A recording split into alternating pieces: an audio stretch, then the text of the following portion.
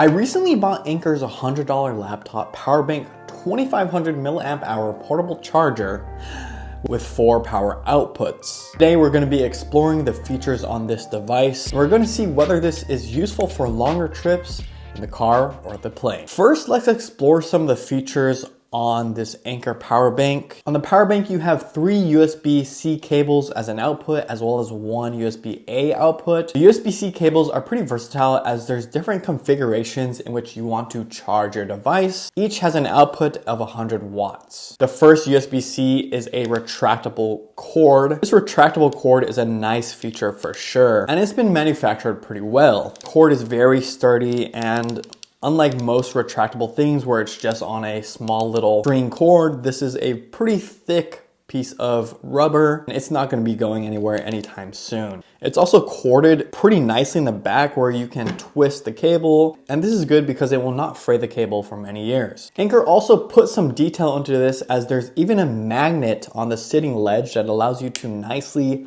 seat your cable when you're not charging a device. It will stay put and you don't have to deal with dangling wires or cable heads when going through your bag. I can see this being pretty useful if you are a student, as you probably have used your phone pretty rigorously throughout the day. I can see students using their bottle pocket to place this, and then to retract their cable while walking to charge their phone. Another use case I can see is if you're live streaming IRL outside with a phone or a camera. I see popular streamers using a live stream backpack, and this essentially can be your lifeline battery, as it's pretty long lasting. And again, this retractable cord is very useful as you might be using your phone or camera in various angles and you're just moving your camera throughout. The second USB you have is a braided cable that acts as a carrying strap. The mechanism is pretty unique as you have this catch that will lock on to this loose end. It's really sturdy, doesn't come unloose often, and is made out of pretty nicely woven paracord. And again, the durability of this will last a while as it's really strong. The strap is nice to pick and place the battery, but I don't see the use case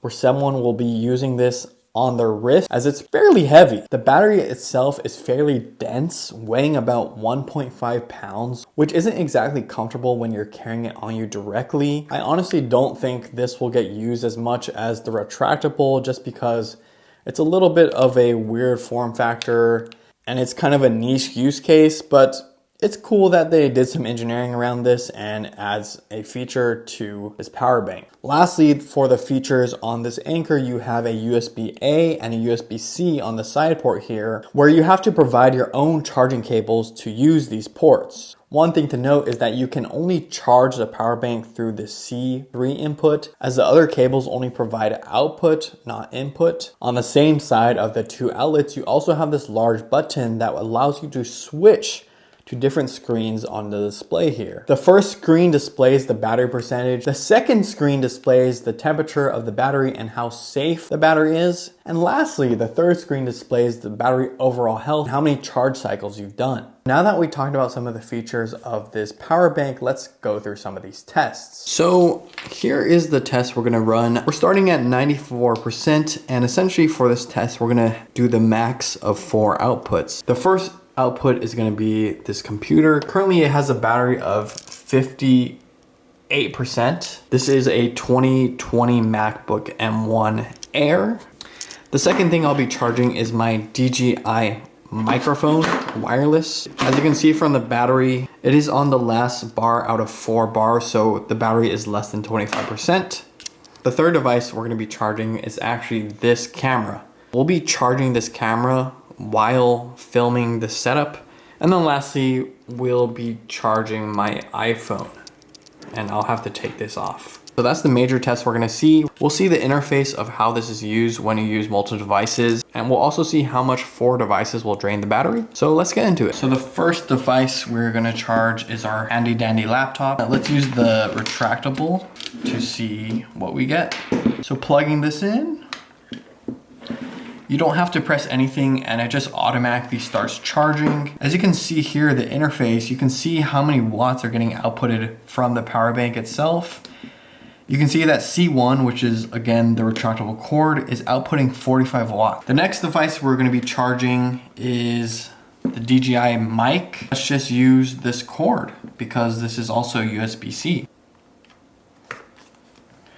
And you can see that I'm getting a blinking signal now, and this is outputting only 4 watts compared to the 46 watts on my MacBook. The next is gonna be this camera itself. So I'm actually gonna be using a USB-C-A to a USB-C. The USB-A is limited at a max of 33 watt output, but I think that is plenty. This is only for the camera and not some heavy usage device like a laptop. So let me plug this in.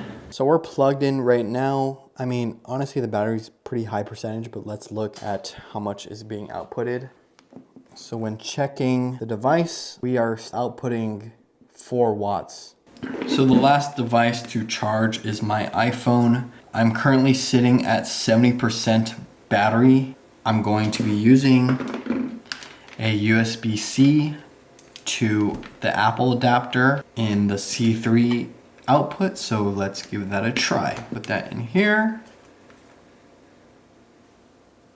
And you can see that we're starting to get some charge. Going to the output, it is slowly ramping up. Let's see how much our output is. But you can see that it's only about 4 watts, which I think sounds about right for the iPhone. So with this, we are in total outputting 62 watts, and we're standing at 89%. We're gonna give this maybe 10 minutes, see where some of these charges is at for our different devices, and see the percentage that we get from the Anker. Here is a post 10-minute update, and you can see the iPhone is at 86%. The DJI microphone is now above 25%. The camera is still pretty much 100%, but it is still outputting 4 watts to this camera. And lastly, our big laptop has decreased wattage to 26% as the battery is at 84% now. Maybe it starts to kind of trickle the wattage. We are now at almost 60%. But overall, this is pretty good. For sure, my laptop is gonna charge to 100%. I will honestly let this charge overnight, and in the morning, I will let you know what percentage this is at.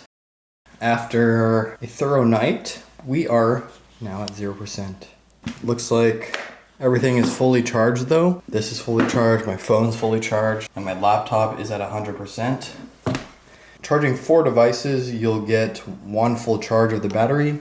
So, you know, it's pretty good. Now that we talked about some of the positive features, let's talk about the major downside of this Anker Power Bank. One of the biggest downsides I see is that the price point for this power bank is fairly high compared to some of the other competitors. They do have Anker branding, which allows them to charge a bit of a premium as it's pretty reliable most of the time. It's not Apple quality, obviously, but they have been pretty consistently reliable with everything electronics. Either way though, there are other companies charging a fifth of the price for a stronger milliamp battery with similar number of output ports. I think one of the reasons why they charge so high is probably the screen itself and these unique charging quirks like the braided cord as well as the retractable cable. I don't think some of the features are necessary. It's a power bank after all. It doesn't need to be super techy. It's literally there to just charge your devices. It doesn't need a special LED screen to show, the battery temperature or how many cycles you have. But if you care about that, then this is a great product for you. But overall, I think this product is great. I do think it is priced fairly high. But again, if you want reliability, Anker is pretty reliable. It does what it says it'll do. And for that particular reason, I will commend this product. If you stayed this far, please consider giving this video a like. It would